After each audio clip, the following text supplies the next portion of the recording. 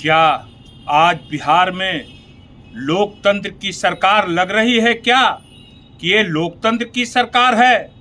नहीं, ये लोकतंत्र की सरकार नहीं है। अगर बिहार में आज जनता द्वारा वोट देकर चुना हुआ मुख्यमंत्री होते तो आज बिहार की जो दयनीय हालत है, जो दयनीय स्थिति है, वो आज स्थिति नहीं रहती। मगर भाजपा के द्वारा थोपे हुए सेलेक्टेड मुख्यमंत्री के द्वारा क्या क्या बोला जा रहा है, बिहार में आपराधिक घटना कितनी बढ़ गई है। आज युवा हथियार उठाने को मजबूर हो गए हैं क्योंकि युवा बेरोजगार हैं। युवाओं की इसमें क्या गलती है? आज जो आरा की तरफ जो मर्डर हुआ, जो प्रशासन के द्वारा हत्या की गई, मैं उसको हत्या कहूंगा, इनकाउंटर नहीं कहूंगा। जो भरत तिवारी की जो आज हत्या की गई प्रशासन के द्वारा, आज वो भरत तिवारी कौन गलती किया था? आज वो मानसिक रूप से क्यों विक्षिप्त हुआ? पहले तो ऐसा नहीं था। ये सरकार के सिस्टम से युवाओं की जो स्थिति हो रही है, आज युवाओं हथियार उठाने को मजबूर हो रहे हैं।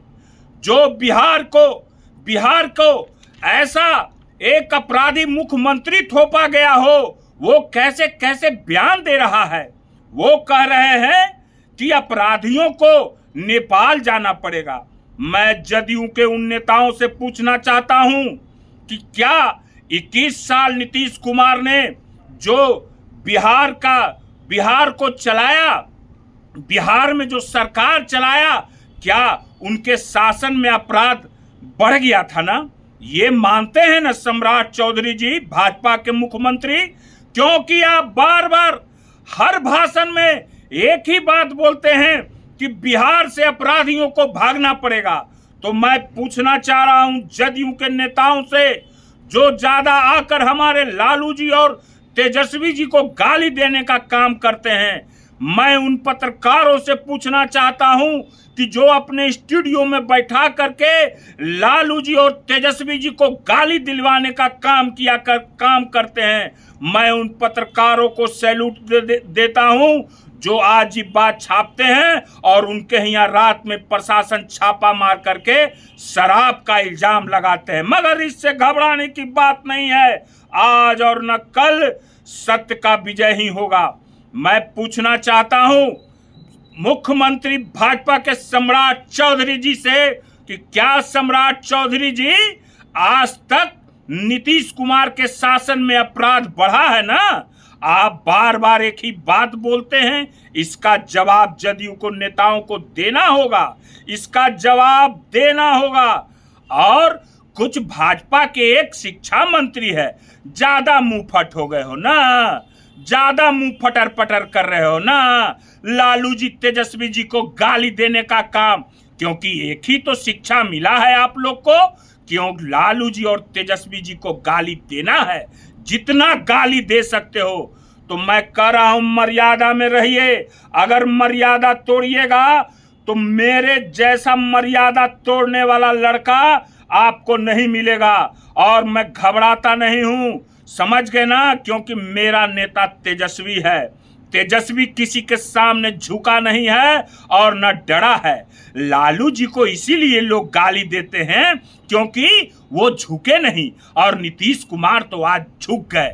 क्यों झुक गए, इसका खुलासा मैं शनिवार को करने जा रहा हूं। बहुत बड़ा खुलासा मैं करूंगा शनिवार को। मैं फार सबूत के साथ करूंगा कि नीतीश कुमार ने क्यों मुख्यमंत्री पद छोड़ा और कौन कौन उसमें क्या क्या है। चलिए छोड़िए, फिर आगे मैं बताता हूं। आज जो बिहार की स्थिति है, युवाओं में जो मने गृह युद्ध छिड़ने की स्थिति हो चुकी है। आप लोग जात पात में बांटने का प्रयास कर रहे हैं, कहीं शिक्षाओं की लड़ाई में जात पात करने का प्रयास कर रहे हैं। जब तक आरजेडी का एक एक कार्यकर्ता के शरीर में एक एक खून है, ये सब होने नहीं दिया जाएगा। जात पात में नहीं बंटने दिया जाएगा।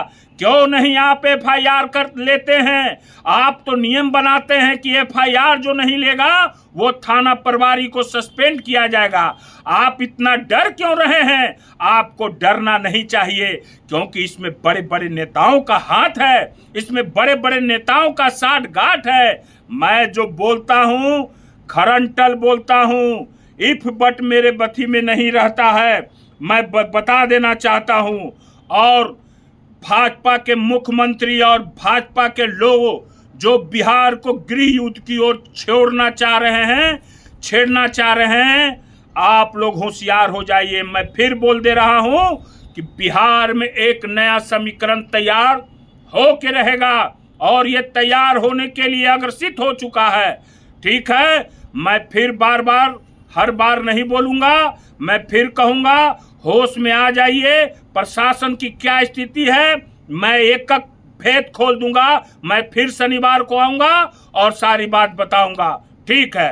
सम्राट चौधरी जी इसी दरवाजे से विधायक बने थे और लालू जी इतने अच्छा काम किया हमारे बिहार के लिए। खटिया पर पहले कोई नहीं बैठा, आपकी का घर आपकी का खटिया पर नहीं बैठने देता था, पर लालू जी इतने अच्छा नेता की अब कुर्सी पर बैठाते हैं।